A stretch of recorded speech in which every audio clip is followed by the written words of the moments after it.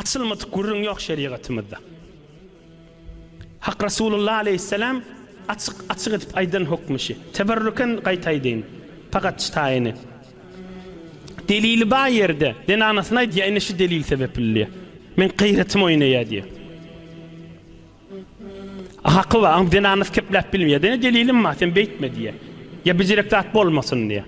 Ya bicire bernamele yürüymesin diye. Yüreğimi ağırtma men diye. İçimden kan geçirme men diye. Şulan hemmesini Allah qovuriye, şu gayretten namuskeş Allah'ın yanına padaşı vardı.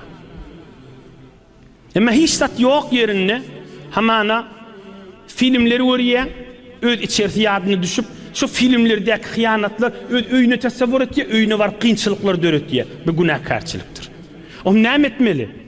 Bir amana halktan bir kefeş diye ya filmlerde bir zat görüye, öz öyü yadını düşüye, bunun itinip var ya da onun ulamaları maslahatlaşsın. Gelsin, mena içimde şicirik dert var, men nacire halle deyinlisin.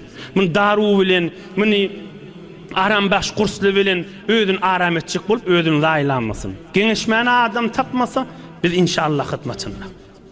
Bizim hiçbir emam yok, delilim zadım yok, ödüm içim yanıp var ya, zindigimden lezzet alamak, yadadım ahuncan men ne mi deyin?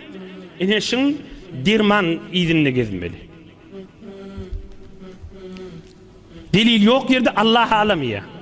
Mücrim muliye, zalim muliye da. Ama asıl gelilin yine gurrunun içine. Ey hacı dedele, ey ulu kona adamla, ey yaş oğlalla, ey Türkmen cavan oğlalla.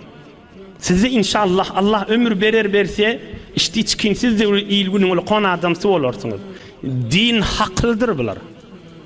Mahzeniniz din hakkından dolu olsun. Giyin olsun. Haklınız, yüreğiniz giyinden ayılansın. Kızımız, ayallığımız, körökönümüz, ya oğlumuz, gelinimiz var adı gurrunları olanına. Halkı dikkat edin. Halk deyip oğlumuz ya kızımızın yüreğini yakıp geçirmeyelim. Allah için aydiyen. Hayt biz halkın emri diyeyilip oğlun ya kızın ya gelinin de halkın bir rahim. Halkı zat kepletecek deyip oğul ya kız ya gelinimizin içinden kan geçivermeli mi? Ölüyünce sabretip gezmeli mi? Nem deyip beytip zulüm etmeli. Sırrın saklayacak bir adama ya alıma geniş. Dünyada bir tofardadı adam görmeli ol ya görecek görüsü var da bir tofarlan Allah kuvvet versin. Yönü sın meseleni hal etmen bernamesi bilen olmalı. Öz kellenmen özün gidip, özün fikir edip, özün kaygı edip hiç yana yitirmeyen koygunmalılar. Mün kaygı yığılsa bir iş bitirmez, namart oğul deyin kaygısı olma diye mahtum oluyorsan. Yönü oturup kaygı ettin de ne peydası var? Mün kaygı yığılsa bir iş bitirmez. Mün edek oturdu narahat bol, erheley oldu, qarra adam oldu, cavan oğlan oldu, savatlı oldu, her neyim oldu. Mün edek kaygı hiç peydası yoktur. Mün kaygı yığılsa bir iş bitirmez, hiç iş bitirmeye. Namart oğul deyin kaygısı olma deyiptir. Mesela hal etmen bernamasını ol. Çın alim, çın derdin milletin derdinin içindeki adamı kengeş hal olsun mesele. Din çözgüsü bilen çöz. Yine ekseren erheleyin arasına ben açıkrak gün aydeyin bitirdi inniki önü beşecek, öylenecek, inniki ballıçıklar, qıydı olurlar, erk olurlar ve inatalarından çireyim inşallah belki bir taraftan yadigarlık din hakkıl olup düşsün inşallah. Kan gayretlan biri daşarik çıkma hakkında oluyor. Hamana zinana ya er. Ne zinanadan misal deyli. Zinana ya daşarik gezmene gidecek diyer ya piyade reviye ya şuna mengeş. Erde gayret edip du içinden mıdan narahatçılığı var. Hamana şun üstüne zinanasına aydiya da sen niye saat 4'te günlü gityen ya sop ya ikinin akşam fark etmeye ya ertilerde ya ikinilerde. Şunu gayret et saat 5'te ya 6'da gitti ya hamana. Zinanan nem etmeli iştadı. Görünüp tuğda. Göz üstüne diyemeli. 5 olun nemi, 4 olun nemi. Men idare gözleşip duranak diyemeli. Bat bir daşarı gidecek değil mi? Zindigiyi de verir çekmedi yanak. Öyün içi arameşte durur yanak. Ey hakıl zamanla yaşayan. Öyün içi arameşte durur yanıp, şoňa yo işgali yok, beştik diýdiň, beştik derin, alttyk diýdiň, alttyk derin nimella. Emme bu sende men hemme zadyma gir berýän näme işgali bar men dörtlik dinim diýse, eğer hamany içinden bir zat ulul pikir haraplyk barda, eğer pakiriň pikir haraplygyny öňküden metir artdyrýardy. Öňküden metir muň içinden gan geçýärdi. Bu aýdyp bilen agahym için näkidadyny. Ya pakiriň beýany ýok, ya aýtmany çekinýär. Hiç kime de aýtyp bilmeýär. Öz enatasyna, gaýnatyna, ahunyň ýanyna da aýtyp bilmeýär. Emme içinden bir gayret bar, hamana şu dörtte çyksa falan denany bilen gitýär, ya şoňa ýüregi ýanýar. Açık aydın meseleni. Ya dörtte gitse hamana şu hiyabanyň başga da bir erkek çykýarmyşdyk. Şoňa öz ýanynyň fikri harapmışdyk. Ya her näme bolsun delili. Pakiriň içinden bir zat aýlanyp otýda, megir şoň şerik zindegisi, megir şoň zenanasy şoňa hemkary etmelärmi? Näme diýmeli? Bolýa diýmeli, dörtte çykmaýyn, beşte çykyň. Buň gitme diýen gitmeýin. Ikimiz gowursak bolýa diýmeli. Emme zenanasy näme diýe? Ýok diýe, men o falany baňa zor daşarda gözleşip otýar, men oňa näme diýeň, men ondan utanýan. Ondan näme diýip utanmaly? Zindigiň gaýlamada. Hani hakl, hani terbiyeti ijtimai, hani zindigiler saklamak, hani evvel öz öýüň saklamak. Hudaý näme diýe? Resulullah näme diýe? Din näme diýe? Kur'an näme diýe? Hakl näme diýe? Sowat näme diýe? Mantyk näme diýe? Ilim näme diýe? Kafirler näme diýe? Evvel zindigiň sakla diýmem. Ya evvel ha halkyň göwnüni gör diýem. Evvel boýdaşyň güldür diýem. Evvel dosyň güldür diýem. Hiç gaýsa aýtmaýar daşyn. Fakat ştak gezek galandy hiç kim kepinine kulak asmaýar. Şeýtdirdi ne kadar zindigiyle ila galyä ýa-da dargyýa. Mudam narahatçylykda. Aňsatçyk sadyrja hakly. Bitirdi şuurun gaýnata bart diými? Ohm giň bolmaly. Saat 5'te 6'da çıkar diýdi, 6'da gidär diýmeli. O boýdaş bilen gyň görýär, ýekewit näme? Şo boýdaş bilen, şo denany bilen gitmän gyň görýärmiş. Zindigiň hormatyny sakla, nikahyň hormatyny sakla. Oň menen gitme. Bar gönje aýt, mene adamyň gyň görýär, hoş innikrap sataşyp bilmeýän. Vesselam. Hakl şi, din şi, zindigi şi. Yo men näme, kim diýdi belde şoň gowuny görjek bolup, hulasy bir daşaryk çykmaň üstünden. Biri ýygnanmaň hakynda. Ýygnanmaň hakynda. Hamana şejirek mübarek jelese gelýärmişdik, ya klas kurallara barýarmışdyk, ya zenana. Ohm bazara ya bir ýerik erheleýip bolup çykanlaryna her 5 dagdan pakir ýygnanna. Om zenanasy zol tersleşýär, ya bilişiji şoň menen jetleşýär. Ýa-da men näme gow barýan ki diýe, falanyň heleýin özde diýe, falany zat diýmeýär diýe, meger halkyň zindigisi bilen zindigi ýetmelimi? Hani hakl, hani bir ilgünün tahsilat ýerek gaşyn barýar. Meger tahsilat diýip, ilm diýip, hakl diýip, din diýip, hemmeti hem şu dünýäň hem ahiretyň abad etmek dälmi? Ýa-inki fakat menlimekmi? Men ulmeli, men rahat bolmaly, men urma hiç kim habar etmeli. Yo, menlik men megu tato negerdi meslemen on şeytan aýdypdyr. Men niýseniz men ýa şeytan bolarsyňyz diýipdir. O men niýdi o diýikillar tamam boldy. O gurruna girmeýin, indi ýygnanmaň gurruna. Ýygnan niýadamy? Ha bolýar, çäşim ýygnanaýyn niýmel, agallam şo gün aýtdyryp bermeler da her 5 dagadan aýtyp durmaly iň narahatçylykda. Hatta bir enatçasyna aýdýa, erkek oglanyň gaýnatysy. Senin midan bir gyýdymyz gowy, bir gyýdymyz näme ýa oglan tarafa. Biziň oglumyza eziýet berýär. Birji aňsatjak şoň diýenini edame alla, zindigiň hatyrasyndan çyrimde bolsa.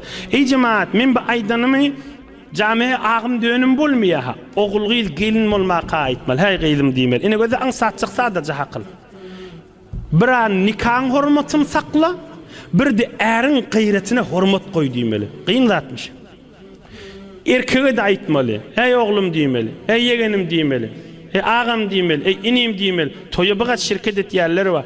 Geliniň nagat ýanyna daýdalary bar, nagat ýengileri bar, nagat toýa galmagal etýärleri bar. Altyn gyzyl aljak bolsa, sepin aljak bolsa, mehrinden çünkü ýaşullyň galmagalynyň özi boljak. Toýda da behem ýejek bolýar. Iki daga oturup hakly aýtmaly. Hey oglum diýmeli. Gelýän zinanaň nikahynyň hormatyny sakla, zinanaň da gaýreti bardyr. Çoňda gaýretiniň hormatyny sakla diýmeli. Hakyllanma gerçi. Şuurunlar ya gömülmeli galmaly gurrun, goý gelin gyýdyň içinden kan geçti, oglaryň içinden kan geçti. Biziň işimiz ýok o zatla bilen. Hayt awry saklaň diýip ýaşullyk bolmaz mundan. Muňa hakylsyzlyk diýerler. Muňa Hudaýyň ýany günäkärçilik diýerler. Yalandan ýaşul sorap, gaharlanyp başşak bolmasyn beýip. Günäkär bolar. Allahdan gorksun. Hudaýdan gorksun. Meselen helestin, açyklasyn, düşündirsin, gelinini ogluny gyýdyna. Halky gözüne tikip keplemesin. Şonda ýürejigin gözdesin. Ýürejigini näme geçýär? Ganak geçýär. Ganak geçmez ýal etmez. Hey oglum gözden, hey oglum. Nikah hormatyny sakla. Geljek zinanaň geliniň de gaýreti bardyr, gaýretine hormat goý diýmeli. Gyýda daýp, ha gyýdym diýmeli. Äriň beraberinde nikahyň hormatyny sakla. Äriň bir özüniň gaýretleri bardyr, gaýretine hormat goý diýmeli. Wezifäňdir diýmeli. Sadece hakıl. Ine biri taşerik çykmaň gurrun, biri ýygnanmaň gurrun. Sadece ýygnanmaly, ohan bir zinanaý diýär-de, "Meke men näme diýän diýär-de?" Ak jogap aýtyp bereýin. Meger men näme işe diýän diýär-de? Bir iş etmek däl, gaýret o pakiriň öz içinde däl. İçinden bir çaýkanyä daşyna çykaryp aýdyp bilmeýär. Şoň adyna gaýret diýerler. Sen falan iş edýän diýip gaýretdäk ýol. Şoň harakaty ke şu zinanasyndan ýa şu erden dikkat edin bir harekatla we fakat zinanasynyň içini ýakýarda şu harakat. Hiç kimde düşündirip bilen akda. Hamany bir zinany erinin midam diýirin ýa-da. Oham erdi diýe men iş aýdym akki diýe. Özü bilýär heleyiniň ýerde içýän turullygyny, gaýret etýärligini. Halkda näme diýe? Gulýanaksyň äriň ma diýe, gulýar zinanaň ma näme eziýet berdiň diýe. Ol bir ogrynça içini ýakýan zat ba? Onu o heleýe erde aýdyp bilenak. Oham ýöne içinden kan geçýärdi. Şol zinana şon hal etmeli. Şu şon hal etmeli. Başga hal bolmaýar. Näme diýip hal etmeli? Hudaý üçin hal etmeli. Şun ýüregini agyrtmaýyn diýip, şun ýüregini gowuny hoş etsem Allah menden hoş bolar diýip. Men şunu hoş etsem tekebbürligim dewler diýip. Allah menden razy bolar diýip. Ýok diýmen näme ma diýe, meni ýadatdyň zindegiden ýa bir eňgar hemkary bilen nagurrun etip duran ýanyk şerik zindegiň ki. Sen nikah var ahim arada. Şey diýdi, sen maňa aýtyp ýadadyň mydam ýygnanyp diýe. Ya erkek ya heleyde fark etmeýär gaýsy bolsun. Azajyk şu erkek näme diýip hamana çaý suwuň maşyny guşy, alan guşyň gurruny giýraýly. Bir guşy mobaýlyň gurrun. Erkek adamyň elinde guşy bar, ýa anasy mydam diýirin ýa-da. Çaý suwuň naharyň maşyny oýnama diýe, gaýret oýnaýar. Baba näme şi diýe, işletdäki diýe, dinanysy aýdyp bilmeýär. Ya beýany ýok, ya da aýtmaga çekinýär ki meselen başlaň, sen bir bilen araňma diýmäge. Ýöne içýän woti, ştady erkegiň wezifesi zinanaň arasyndan nikaha, şu zinanaň gaýretine hormat goýmaly. Şu zinanaň narahat bolmany şeriatda haky barda. Ine açyk akysaja hukum şu. Şu zinanaň gaýret edip narahat bolmany haky bar. Narahat bolup erne eziýet berip zindigin behem urmany haky ýok. Narahat bolmany haky barda şeriatda. Näme gaýret oýna wetida, zulm edi wetida äri ýahiley biri. Ine bir şoň mobaýlyň gurruny. Dert bolup, afet bolup zindigiler dargadyp barýar. Meselen bir erkek adam aýdýar, "Ahunjan gije 2-de 3-de denanasy bahem oti. Gije 2-de 3-de turýan denanam guşy we eline taplity we on näme diýen baziýet ýanny waýtýar diýer. Ýüregimiz mydam kan geçýär diýer. Ýerde hal bolmaly şu gurrunlar jemaatla. Ýaşy menden ulaqan erheleyle. Ýerde hal bolmaly şu gurrunlar. Ha baziye diýenmişdik. Ozol nikaha we äre we heleye hormat goýup aýtmaly. Men bir wagt ukym tutmasa baziye diýenlerin qyyn görama, gaýretin oýnamasyn, açyk etmeli, hiç müşkili ýok ki. Beter dişini enatala terbiýet berip aýtmaly. Bir 20 ýyl mundan ozol şaýat aýdylsa, "Hey näme gurrun etýän" diýilsin. Inne açyk bolmaly ha bu gurrunlar. Nikah kıyılıptır. Bir hefte geçenak gelin guşy oýnawaty, erdi guşyny goý da diýenne, "Näme guşy almyllam elime öýdür narahatçylyk." Toýa häzir bir toya häzir bir hefte geçenak. Ata terbiyetini aýtmaly. Nikaha hormat koy, gaýrete hormat koy diýmeli. Hiç 2-de 3-de turya bazı edi otelni. O bazı ediýänmişdik, dogurdur. Aýtmalylar, hormat goýmaly. Ýüregiň ağırmasyn diýmeli. Yo ýüregim ağırya, ýüregi ağırsa geregmi de diýmeli. Emma zindigi men geregmi diýmeli. Bu gurrunları şayet yankı gelin ya erkek eşteni bilen şayet gülüp soğusun ha. Allah'ın yanına katı günahkar olur.